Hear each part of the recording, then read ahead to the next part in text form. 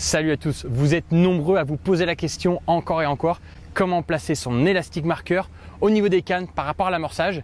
Je vais donc vous préparer une vidéo ici sur cette belle plage recouverte et drainée même à l'instant. Voilà, ils viennent de passer le râteau, on va y voir parfaitement, on va lancer du rod pod à 80 mètres, on a installé un pic à 80 mètres, on a représenté un amorçage spodé. On a déjà donc clippé la première canne à 80 mètres, le spod est à 80 mètres aussi et on va vous démontrer lors de cette vidéo où placer l'élastique par rapport à l'amorçage, quand on met l'élastique en bout de sion ou ce que le plomb arrive par rapport à l'amorçage, les hauteurs d'eau et autres. Vous allez tout comprendre lors de cette courte vidéo sur comment placer son élastique au niveau de l'amorce. Bon allez, j'ai donc ma canne à spod. Ce que j'ai fait, j'ai scotché le spod voilà, pour éviter de l'abîmer là-bas à l'impact. Et aussi, j'ai donc pu prendre mes distance sticks et le clipper voilà, à 16 tours. Donc j'ai 5 mètres entre mes distance sticks. J'ai donc fait 16 tours. On a mis donc ce piquet à 80 mètres avec John. Et on va tout de suite voir si justement déjà, en clippant à 80 mètres au niveau des distance sticks, si on arrive aussi à 80 mètres comme on le pense réellement. Ce qu'on fera, c'est qu'on lancera aussi la canne. La canne, j'ai mis l'élastique marqueur à 80 mètres devant le moulinet, donc environ 30 cm devant le moulinet. On va aussi lancer la canne et on va voir où est-ce que ça atterrit par rapport au pic. Et ensuite, je vais vous montrer justement en avançant l'élastique où est-ce qu'on arrive par rapport à l'amorçage et tout ce qui va derrière. Allez, on envoie tout de suite cette canne au piquet et on va aller voir ce qui s'y passe.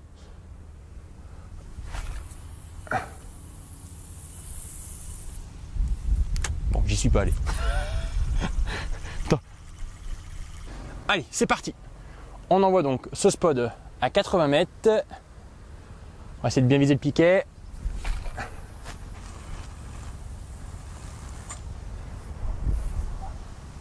Bon, je suis un petit peu à droite, 2 mètres à droite, mais c'est pas grave, j'ai bien clippé. On va donc laisser la canne ici, sans le rod pod. Toujours prendre la même base. Je vais donc maintenant lancer ma canne et on va aller voir où est-ce que ça tombe par rapport à l'élastique que j'ai pu placer devant le moulinet.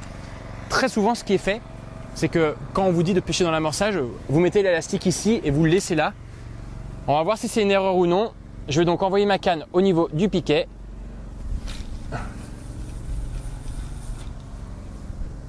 Voilà, nickel. Donc là, ça a clippé parfaitement. Quand ça tombe dans le sable, ce qui est bien, c'est que ça imite vraiment l'eau. Là, j'ai pu voir une gerbe de sable remonter. Je suis bien équipé. Regardez, mon élastique est juste là. Là, je ne peux pas mouliner puisque du coup, mon fil est fortement tendu. Je vais donc l'installer sur le rod pod. Et donc là, on peut voir que je suis en pêche, ça vient de tomber dans l'eau. Mon élastique est calé ici. On va aller voir ce que ça représente le plomb au niveau de l'amorçage. Allez, je viens donc d'arriver. Regardez donc, lui, mon rod pod est là-bas. J'ai donc mon piquet des 80 mètres qu'on a mesuré ici avec John. Et là, on peut retrouver donc le spod, lui qui est arrivé donc ici. Donc imaginez s'il était tombé à la surface de l'eau. On était vraiment parfait, franchement à 30 cm près du piquet. On était parfait, donc le clip des 80 mètres avec le spod, voilà, pas de souci. On a représenté donc l'amorçage. Alors cet amorçage là, il fait environ 5 mètres de long par 1 mètre de large. C'est ce que je pense qui est représenté en fait dans le fond, puisqu'il faut savoir que quand le spod lui vient s'ouvrir, ça s'ouvre comme ça. Et donc en fait, si on a du pelet, des tigers ou des bouillettes, en fonction de ce qu'on a, et vous le verrez dans une prochaine vidéo, en eau claire, on a donc pu faire aussi ce test-là, comment les appâts se dispersent au fond par rapport à une profondeur et par rapport à ce qu'on y met. Donc là voilà, j'ai représenté la zone d'amorçage. On a donc une zone de 5 mètres carrés environ. Donc lui, le spod est tombé là. Et donc quand on amorce cette zone et qu'on y installe l'élastique au niveau du moulinet, on va pouvoir retrouver le plomb qui donc lui a dû tomber. Cherchez-le avec moi. Ici, regardez. Voilà, on voit l'impact. L'impact est parfait. Donc le plomb est juste ici. Donc là pour le coup, cette canne là, elle pêchait donc en périphérie d'amorçage, mais comme vous pouvez le voir, elle est juste devant l'amorçage. Donc là, il faut savoir que mon fil est quand même bien tendu. Donc de là à la canne, je suis hyper tendu. Et donc là, voilà, je suis arrivé ici. Donc 2 mètres l'élastique marqueur devant le moulinet, ça nous fait pêcher environ à cette distance, sachant que selon la profondeur de l'eau, alors ce qu'il faut savoir, c'est jusqu'à 2-3 mètres, il y a peu d'importance, peu de signification, même jusqu'à 4 mètres. Avec la profondeur de l'eau, en fait, il y a encore quelque chose d'autre à voir, vous allez voir tout à l'heure dans la vidéo. Mais donc là, voilà, l'élastique marqueur en étant devant le moulinet, fil bien tendu. Regardez, je suis environ 50 cm devant mon repère. Je suis en limite d'amorçage, mais pas du bon côté, puisqu'en général, les carpes viendront de ce côté-là. Donc là, ce que je vais faire, c'est que l'élastique marqueur, il va falloir que je le mette au Spigo. Au Spigo, c'est à l'emmanchement du sion et de la canne. Et en étant au Spigo, normalement, je devrais arriver donc à cette limite. Je vais tout de suite aller le mettre au Spigo. Je vais relancer et on va pouvoir marquer justement mon prochain plomb avec un petit paquet de bouillettes, vous le verrez. Et on reculera du coup l'élastique de 5 mètres et on le reculera aussi de 2-3 mètres pour voir où est-ce que ça tombe par rapport à l'amorçage. Et on va voir le placement des cannes aussi par rapport à l'amorçage, comment l'installer. Bon, là comme vous pouvez le voir, donc l'élastique marqueur lui est ici, donc 30 cm de vol moulinet.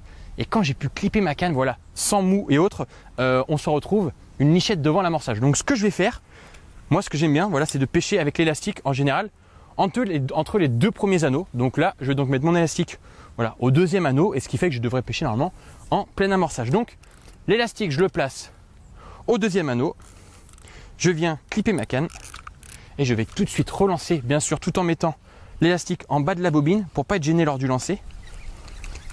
Et donc là, je vais relancer et normalement, à l'impact du plomb, on devrait se trouver en plein milieu de la zone d'amorçage. Donc quand on dit je pêche dans l'amorce, on est en plein milieu.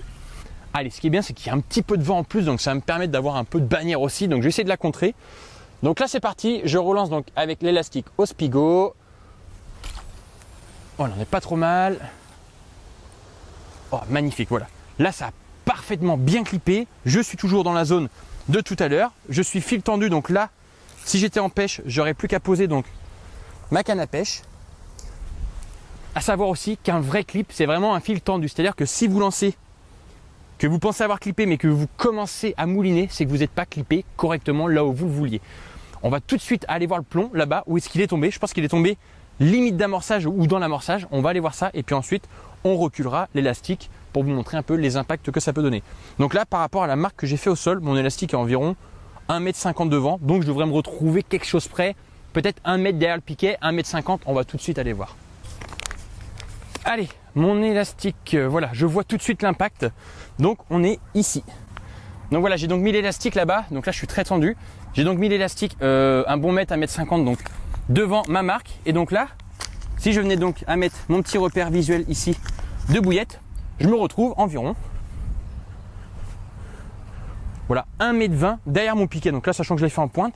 Donc là, je suis au bout de mon amorçage. Donc là, c'est vraiment la canne parfaite à installer pour moi ici. Elle est vraiment très pêchante. C'est-à-dire que les poissons vont venir de l'extérieur. Quand ils se rapprocheront et viendront sûrement prendre ma bouillette avant de prendre mon amorçage. Maintenant, je vais donc clipper ma canne 5 mètres derrière. On devrait arriver normalement quasiment 5 mètres derrière. On pourrait faire 10, 20, 30. Bon, pour le coup, j'ai des arbres. On va faire 5 mètres derrière et on va refaire l'élastique au premier anneau pour tomber dans l'amorçage à droite là-bas. Puisque moi, ce que j'aime bien faire en général, c'est ma canne du milieu, je la fais traverser l'amorçage pour aller prendre les carpes qu'il y a derrière. Ma canne de droite ou de gauche, selon l'arrivée des carpes, je la mets toujours en périphérie d'amorçage. Et voilà, je mets toujours une canne dans l'amorçage pour voir si les carpes viennent se nourrir. Allez, fini de parler, on va aller clipper cette canne 5 mètres derrière et à hauteur d'amorçage. Bon, allez, j'ai donc mis l'élastique, voilà, un bon mètre devant le sion. Je vais donc viser mon marqueur et on va voir tout de suite si mon plomb tombe 4-5 mètres derrière l'amorçage. Ça, c'est la canne qui traverse l'amorce. Donc voilà, c'est parti, c'est parfait, bien amortir. Voilà, donc là, j'ai vu l'impact. Je suis tout juste dans l'herbe derrière, donc je pense que je suis vraiment à 4-5 mètres. Là, regardez, je n'ai vraiment aucun mou. Mon fil est bien tendu. Donc là, j'ai juste à déclipper. Et quand je suis en pêche, on me dit souvent, mais pourquoi tu moulines pas pour tendre ton fil? Puisque quand on a un vrai clip, on n'a pas besoin de tendre le fil. Donc là, le fil est très tendu. Mon élastique, lui, est 1,50 m devant le sion. Donc 1,50 m plus la longueur de la canne. Là, si j'étais en pêche, je suis censé être, allez, on va dire 4 mètres derrière mon piquet. Allez, venez, on va aller voir ça. Mon fil doit être par là. L'impact du plomb doit être par là aussi. Yep, là, mon fil est là, lui. Et donc, je suis arrivé donc ici. Et par rapport au piquet, je suis donc bien 5 mètres pile poil derrière. Je vais même pouvoir le faire au pas. 1, 2, 3, 4, 5. Voilà, un petit 5,50 m puisque je suis très tendu. Donc, c'est parfait. Ma canne qui traverse l'amorçage est bien clippée. Donc, je vais pouvoir mettre aussi un petit paquet de bouillettes. Et on va lancer la dernière canne.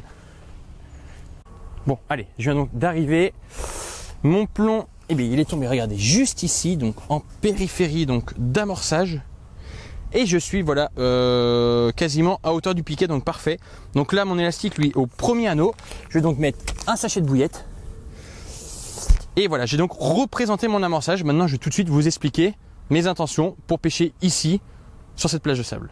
Bon allez, mes 3 plombs, mes 3 montages sont donc installés. Je vais donc vous expliquer comment placer vos cannes maintenant avec ces petits sachets de bouillette qui vont représenter mes montages, comment les placer, comment l'élastique lui sera placé sur la canne, et à ce moment-là vous saurez où sont les carpes et autres. Je prends un exemple tout simple, dans les 50% du temps, même un peu plus on va dire, les carpes viennent du large. C'est très rare qu'elles viennent de votre bordure à aller vers l'amorce. C'est très rare, mais ça arrive, attention. Si les carpes viennent du large, donc de devant moi là-bas, je vais donc placer mes cannes de cette manière. Et de toute manière, dans mes vidéos en général, j'essaie de l'expliquer, mais c'est toujours plus facile de l'expliquer, je pense, directement ici avec un schéma. J'ai donc ma canne de droite donc, que j'ai lancée. J'ai donc placé l'élastique au premier anneau et je l'ai mis donc en périphérie d'amorçage. Ce qui est représenté ici donc par mon petit sachet de bouillette. Je suis en périphérie de l'amorçage à 3-4 mètres de là où j'ai spodé donc au centre. Voilà, 3-4 mètres à droite. J'ai ma canne du milieu qui, elle, va venir traverser l'amorçage pour pêcher 5 mètres derrière. Et j'ai ma canne de gauche, voilà, qui est 1 ou 2 mètres derrière mon amorce. 1 ou 2 mètres derrière l'amorce. Mon élastique là-bas est représenté au 3 ou 4e anneau de ma canne.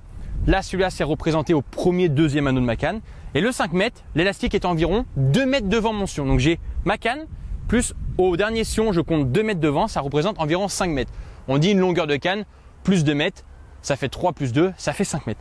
Donc voilà, je place de cette manière mes plombs, puisque les carpes, si elles viennent donc du large, au moment de venir, en général, c'est ce qui se passe, la première canne qui déroulera, c'est celle à 5 mètres, puisque le banc arrivera, voilà, d'en face, il arrive tout droit comme ça, pour venir manger. Cette canne-là déroulera. Sauf que le banc, il peut être très large, et au moment de rentrer, celle-là fera une touche, c'est parti. On combat, on ramène, et des fois la canne n'est plus là. Le carpe font quoi? Elle continue d'avancer, et là, à ce moment-là, bim, canne de gauche, ici, qui a le pente, et bim, là-bas, cette canne-là aussi pourront dérouler. À aucun moment, en fait, les carpes seront gênés par des fils. Cette canne qui traverse, ici, le fil, on se dit, non, mais il ne faut pas de fil à traverser l'amorçage. Bon, ça c'est faux. Le fil traverse l'amorçage. Si les carpes viennent du large, alors il n'y aura pas de problème. Mais pour ça, il faut connaître le plan d'eau que vous allez pêcher. Il faut faire 1000 et un tests. Et très souvent dans les vidéos que je peux réaliser, notamment de 24-36 heures, des fois c'est un peu trop court pour moi pour comprendre les choses. Et ça arrive des fois que je les comprenne très très vite.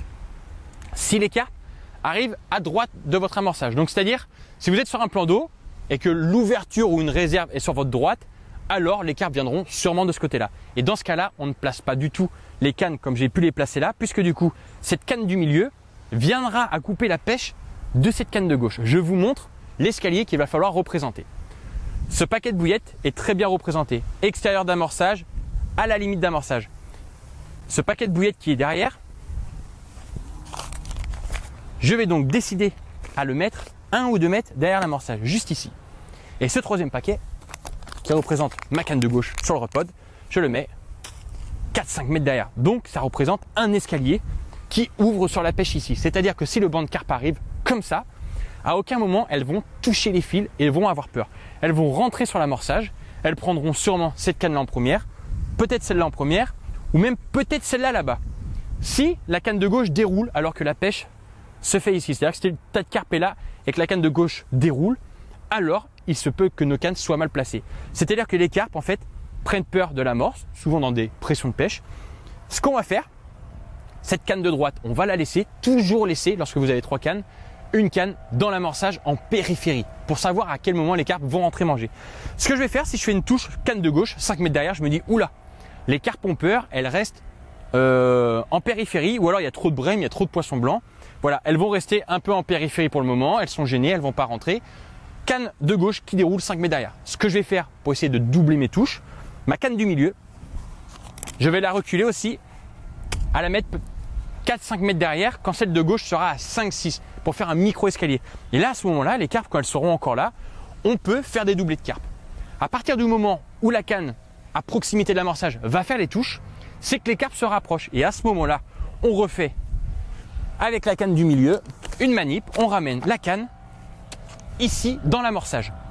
On a 2 cannes dans l'amorçage ou à proximité et toujours là-bas cette canne à 5 mètres. Pourquoi laisser cette canne à 5 mètres?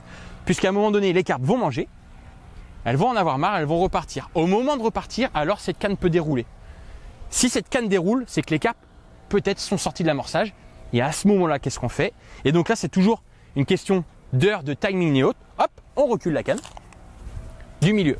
On la recule à hauteur de l'autre. Si vous ne faites plus de touche, alors peut-être que les carpes ont encore reculé.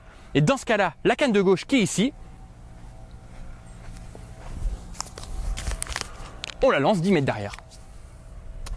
Et donc là, ce qui fait qu'on a un très grand escalier. Et cette canne de gauche, elle peut refaire des touches. Et peut-être que les carpes, je ne sais pas, pour la journée ou pour la nuit, resteront stagnées en fait 15-20 mètres derrière l'amorçage. Elles seront posées. Si vous lancez des plombs dessus, alors vous ferez des touches.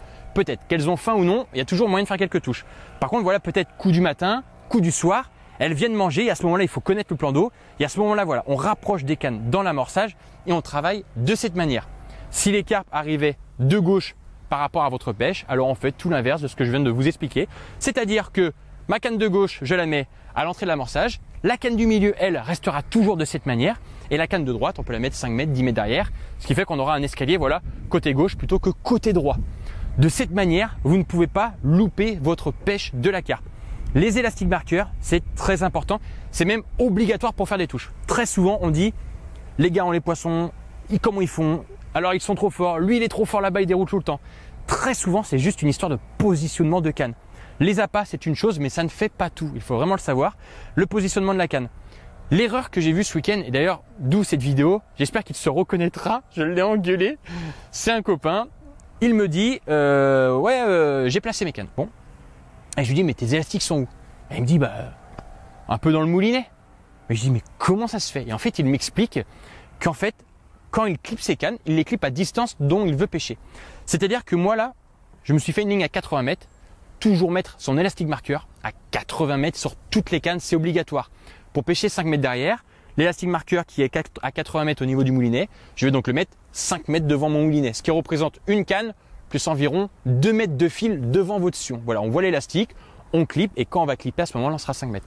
Lui, ce qu'il faisait, donc pour pêcher à 85 mètres par exemple, il mettait l'élastique marqueur à 85 mètres et il clippait. Donc l'élastique devant le moulinet à 85 mètres. Et au moment de clipper, il y a toujours un peu de vent, il y a toujours un peu d'élasticité ou autre. Il clippait, pour lui, hop, j'ai clippé, c'est parfait. Il déclippait, il moulinait pour tendre sa bannière et à ce moment-là, l'élastique rentre dans le truc. Et quand je lui dis, mais là tu pêches à combien? Il me dit 85. Je lui dis non. J'ai ton élastique qui est rentré dans le moulinet. Donc ton 85 mètres, si tu as mouliné pour tendre ton fil, lui en fait ton plomb c'est qu'il était devant. Et à un moment donné, devant moi, il me dit, voilà, je pêche 5 mètres derrière, il lance, il clip, et je le vois ramener au moins 10 tours de moulinet. Je dis, mais là, tu fais quoi? Il lâche mon fil. Je dis, mais t'as rentré ton élastique? Ouais, mais de 2-3 mètres. Et en fait, on a donc fait l'expérience. J'ai donc pris son élastique, il a reculé, il a quasiment fait 10 mètres. C'est-à-dire que quand il pêchait 5 mètres derrière, réellement, il était 5 mètres devant l'amorçage. Et ce qu'il faut savoir, c'est que les carpes, il y a seulement une infime partie des carpes qui viennent de devant pour manger l'amorçage. Si votre élastique marqueur, lui, est rentré dans le moulinet, c'est que vous pêchez devant votre amorce. Si vous pêchez devant l'amorce, vous divisez par 10 la chance de pouvoir faire des carpes. Très attention, l'élastique marqueur, voilà, c'est quelque chose que je devrais peut-être même pas dire pour garder une avance en compétition, mais l'élastique marqueur doit toujours sortir du moulinet, quoi qu'il arrive. S'il n'est pas sorti, c'est-à-dire que si vous lancez l'élastique marqueur, que vous avez trop de bannières parce qu'il y a un gros vent, et que vous moulinez pour tendre votre fil et qu'il rentre, relancez la canne. Vous ne ferez rien. Dans ce cas-là, cette canne ne sert à rien. Si vous avez beaucoup de vent, si vous voulez pêcher 2-3 mètres derrière l'amorçage, vous mettez l'élastique 10 mètres devant votre sion, vous lancez, ça clippera. Et cette bannière, vous allez peut-être avoir 7-8 mètres de bannière. Quand vous allez l'attendre, votre élastique reviendra à 2-3 mètres à l'emplacement que vous aviez prévu. Voilà, c'est juste un test. Moi, des fois, quand j'arrive en pêche, un gros vent de côté, des fois on clippe, par exemple pour une pêche à 100 mètres, on clippe des fois à 120 pour arriver dans l'amorce. Tellement il y a de bannières qui sortent et on ne peut pas la contrer. On a beau tirer tendu assez bas et même contrer le vent, il y a toujours cette bannière là qui file fond de balle à gauche, tu vois, par exemple si le vent vient de droite. Et là on clip, tac, et on se dit voilà, on met le sion dans l'eau, on tend tout doucement, on tend, on met le hanger, c'est le hanger qui va venir tendre le fil tout doucement. Et quand le hanger reste en haut, c'est qu'on est bien tendu. Et en général, voilà, l'élastique revient et des fois il arrive au premier anneau, on se dit oula, j'ai clippé 20 derrière, mais avec toute cette bannière, mon élastique arrive au premier anneau, là où je voulais, c'est parfait. Si je l'avais rentré dans le moulinet, alors là, soit il faut lancer encore plus appuyé, et s'il y a vraiment trop de vent, alors on laisse encore plus de bannières, c'est-à-dire on met 25 mètres, 30 mètres devant le sion, voilà, pour combler toute cette bannière. Mais je vous en supplie, sur vos pêches, si vous voulez multiplier la chance de faire des carpes, votre élastique marqueur doit toujours être sorti des cannes. J'espère que cette petite vidéo t'aura permis de comprendre le positionnement des cannes ici sur du sable. Je pense que c'est plus représentatif que de faire directement sur l'eau. Ce qui est sûr, c'est que cette vidéo te fera prendre plus de poissons si tu ne connaissais pas cette technique, tu le verras. Si tu cherches un élastique, je peux t'en conseiller un. C'est le Fox, le orange ou le rose. C'est l'un des meilleurs élastiques marqueurs puisqu'il est très fin. Voilà, c'est la petite astuce. Le orange ou le rose, c'est vraiment un super élastique. Vous coupez environ des morceaux de 10-15 cm. Vous faites votre nœud élastique. Il y a plein de vidéos là-dessus déjà sur les réseaux. Le petit nœud élastique. Et il y a toujours l'élastique marqueur sorti du moulinet. On y est, c'est la fin. J'espère que vous avez apprécié cette vidéo.